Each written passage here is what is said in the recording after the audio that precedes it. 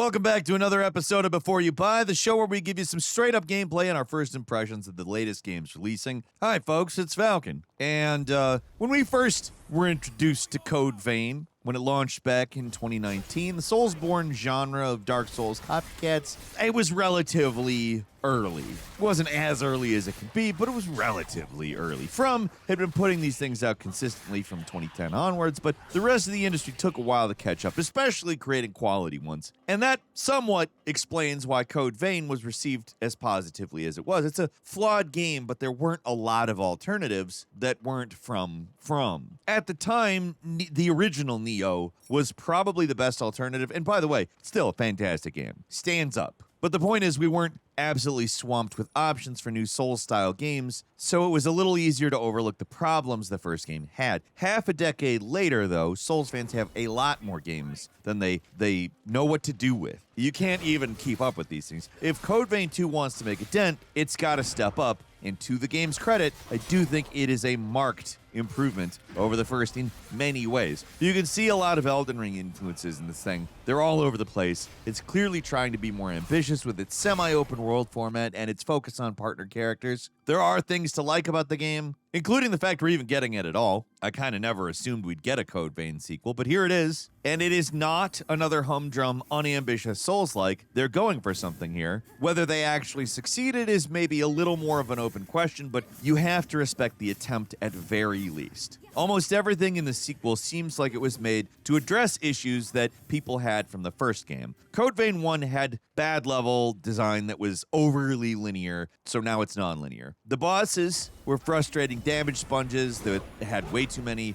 AoE attacks, so now you get a free partner that you can summon at any time to distract them. You thought the post-apocalyptic setting was boring? Well, now you go back in time to a slightly less apocalyptic time. The story of the first was confusing and vague, so the sequel gets a lot of cutscenes that explains everything in minute detail. Clearly, the developers at Bandai Namco wanted to make a bigger and badder sequel, and it is better in a lot of ways, but also the genre overall is a lot better. The bar has been risen, and they have done a lot to improve things, but I'm not sure it's enough to make it really stand out as a Souls-like in an industry absolutely swimming with these things. I don't want to be too harsh on the game, because like I said, there is a conscious effort to make a better Code Vein here, but there's still a lot about it that really isn't up to the standards we've come to expect from one of these games. The dungeon design, for instance, is still pretty rough. In general, the environmental design is, for the standards of this genre, not great. Pretty bad. There's, I will say, too many cutscenes. They interrupt things. The combat is still just a little sloppy. It's not refined. I mean, compared to what it was,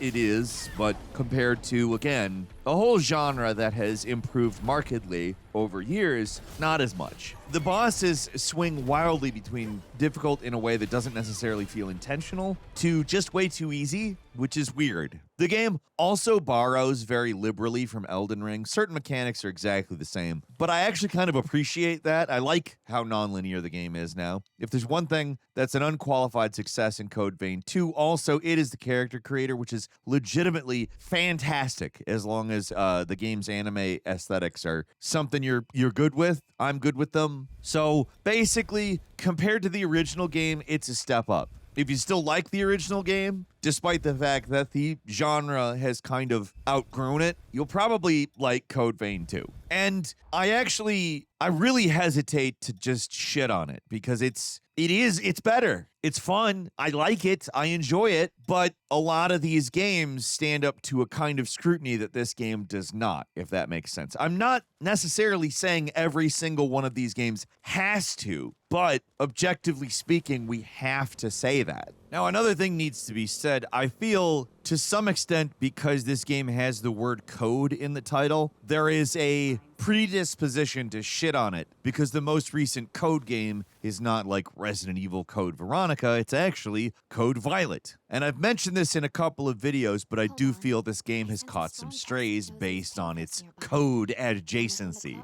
I want to be clear, that has been figured into this. I do not want to be unfair to this game, and I want people to be able to distinguish Code Violet from Code Vein. These games are on completely different levels of quality, but yeah, I mean, it's not also not completely completely wrong. If that kind of hard-hitting analysis is the kind of thing you like, don't forget to subscribe. Most of you aren't subscribed, helps us out a ton. And also maybe join the 1% Club by clicking the join button. That gives you access to the Falcon Show every Saturday exclusively, and it's full of stuff exactly like that. Thanks a ton, and let's get back to the video. If you're not familiar with Code Vein, it's a Soulsborne game. The sequel is set in a slightly different sci-fi post-apocalyptic gothic vampire anime world than the first. Not terribly different. It's a lot crazier than it actually is, too. The reality is you've got overdressed cartoons sashaying around a mostly bland, grayscale, ruined world. Environmental design is not the priority in this game, even as the game in its sequel has shifted to a more open-ended style. They're more interested in the mechanics, which mostly carry over from the original. Instead of leveling your character the traditional way, you unlock things called blood codes, which are basically different archetypes or builds which control your stats and overall health. There's a decent variety of weapons to use, normal and strong attacks, a dodge roll, blocks, parries, depending on what you equip in the defensive slot, and of course special abilities that cost Ichor mana, more or less, to use. All this stuff is customizable. It can be swapped out at any time, so you're always free to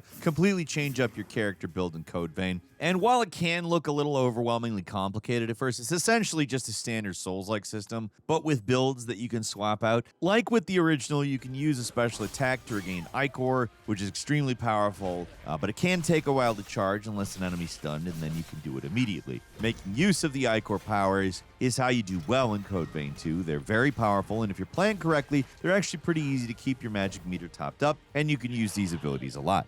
All that's mostly the same, but one thing that drastically changes is the flow of combat due to the introduction of partners. These things are characters you can bring along, and they can be summoned and dismissed at any time, including when you're just running around and exploring. These guys can't be killed. They're very useful, not just as distractions, but they're often pretty good at dealing damage as well. And while you can play the game solo, it really feels like the game was balanced with having these guys tag along. It does love to swarm you with these highly aggressive enemies that knock off half your health bar with a single hit. Bosses are the same. The game has never seen an area of effect tag it doesn't like. There's so many bosses with them. They're always really lame, but at least you've got an ally, so they're easier to deal with. Your partners sound pretty overpowered, and honestly, I guess they are, but the game balances things out by trying to make it so the damage they inflict is white damage, which slowly restores if you're not hitting the boss yourself. And if any enemy goes into a frenzy, they immediately restore any white damage that they got and target you specifically. In practice, it doesn't make that big of a difference, but they did try to balance the game around having an ally. It's sort of like Elden Ring if the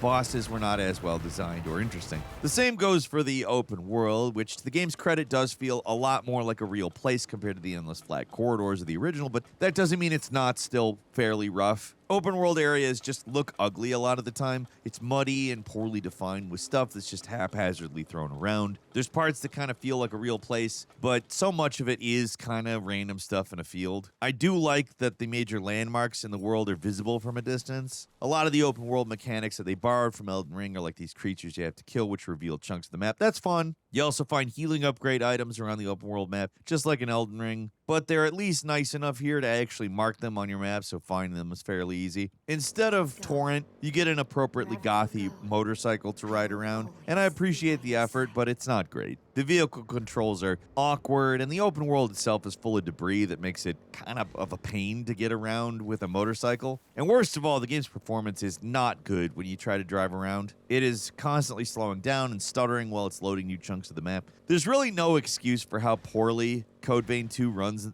in the open world, especially with a vehicle. It's not good on PC, and it barely gets better if you lower the settings. It's very rough. So the basic structure here is you have to break the seals on 5 ancient heroes to stop something from happening. There's a lot of proper nouns. At a certain point, your eyes start to glaze over a bit. There are a lot of expository cutscenes, but the idea is you have to find the heroes' cocoons and travel back in time to assist them in the past to unlock a key that allows you to defeat them in the present, which is the post-apocalyptic future. The time travel gimmick seems mostly to just be there to give us an excuse to see some grass. It's literally a touch grass portal. In terms of design, other than having a few more settlements and human NPCs around, it's pretty identical. The time travel events all play out pretty much the same. You go to a place, meet a new character, go out to one or two hotspots on the map nearby that need to be cleared out. That unlocks the big dungeon of the area. Basically, it's like you had to clear out 2 random catacombs before they let you go to the Stormvale Castle. In this case, the minor dungeons they send you are slightly less generic, and the Legacy dungeon is worse. Yes, they've got the usual staples of the genre, branching paths, shortcuts to unlock, but they're all pretty visually ugly and lack personality and distinguishing details. That's kind of the problem with the game's visual design in general. In Souls games, the environmental design is massively important. The best games manage to tell you a story without using words. All you have to do is look and you get all this interesting information, but this game doesn't do that. It replaces environmental storytelling with,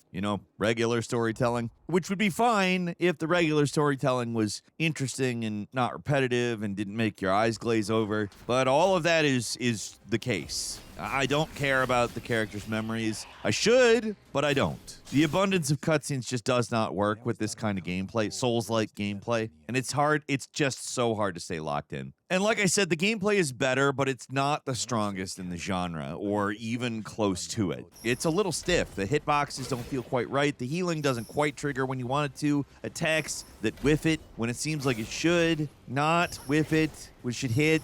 That happens often. The parry system can be really powerful if you master it, but the timings they're a little awkward. They didn't gel with me very well. It can feel extremely forgiving, but also completely worthless sometimes. And sometimes in the same fight, and everything at first does a truckload of damage, so any mistakes are brutally punished. It would be more forgivable if the enemies weren't so aggressive, but they are, so the imprecise combat is a problem. Everything and everyone is constantly hounding your ass if you play solo, barely giving you any room for attacking or even dodging without taking damages. Bosses, relentless, never stop attacking. They hit hard. They spam the crap out of the area attacks. They're hard to avoid, which makes me feel like the game is balanced around you having a partner most of the time, which you can use. It's nothing stopping you, but yeah. I'd give the game more of a pass if that was the end of it, but even with a partner, the combat never gels. Either you're getting absolutely smashed by a boss that takes tons of hits while you're barely scratching them, or you're just stun locking them into oblivion.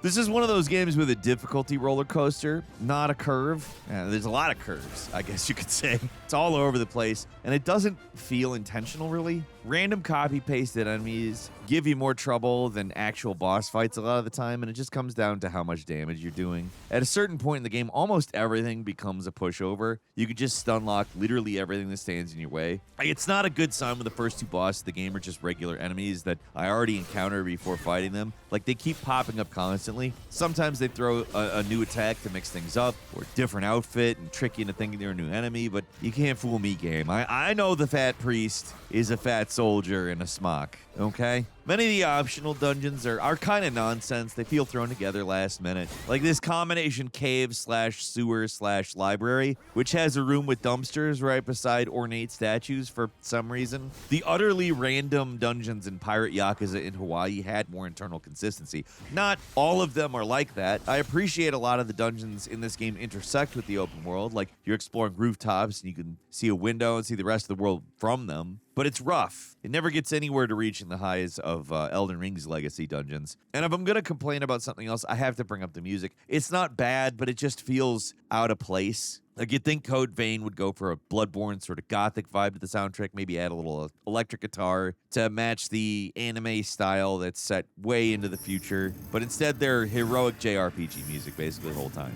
It's not bad. Like, it's good music. It just feels off to have this upbeat music playing when you're fighting bio freaks. It's different. And again, it's good. It's just distracting because it doesn't fit. Also, the sound overall doesn't really stand out in any way, except for when it completely dropped out every once in a while for me, which was strange. There's no way that was intentional. Other than the sound issues, not a lot of bugs. Performance on PC is much worse than it should be, but when you're in dungeons, it's not really noticeable. The world doesn't look great, but the 3D character models do look pretty solid. Not always in design. Some of these characters are kind of freakish looking, but that's, I guess, what they're going for, so they're well made. My general feelings are, despite complaints, and I have plenty of complaints, it's decently made for what it is. It's not super well balanced. The world doesn't really hold a candle to its inspirations. The story is boring and maybe a little distracting from the game itself. The combat mechanics they're rough, but if you really like Souls-likes, there is fun to be had here. If you really liked the first Code Vein and it still works for you, like, this is a better game. It's a decent showing. Hacking and slashing mutants as an anime vampire can be pretty entertaining, especially when you start to get overpowered, but visually and mechanically, it's not good enough when the whole genre is where it is right now. Again, it's miles ahead of the first game. The new partner system does a good job alleviating some of the problems with the game's combat system, but if I were you and I wanted to play the game, I would wait for a discount. $70. In our case, $90 for the 3-day head start. It's just way more money than this game is worth. There is good stuff worth checking out if you're interested, but hey, it's just not, like, okay, it's got the body of an excellent Souls-like, but if it's got the bod, it ain't got the blood, because it's vampire thing. Get what I'm saying? It's been drained of most of the blood. There's some of the blood there, but like compared to a game like, I mean, basically anything else in the genre that's come out in the last year or two is just not enough. Not for $70 anyway. Maybe $25. This is a pretty good game for $25. It's not $25, so it's $70. So that's where we are. What do you think? Leave us a comment. Let us know. If you like this video, click like. If you're not subscribed, now's a great time to do so.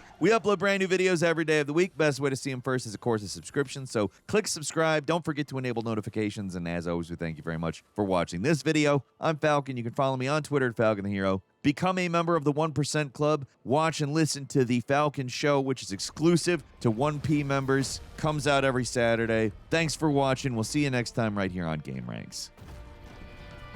Remember me? How lovely to see you again. You look the same as you did then.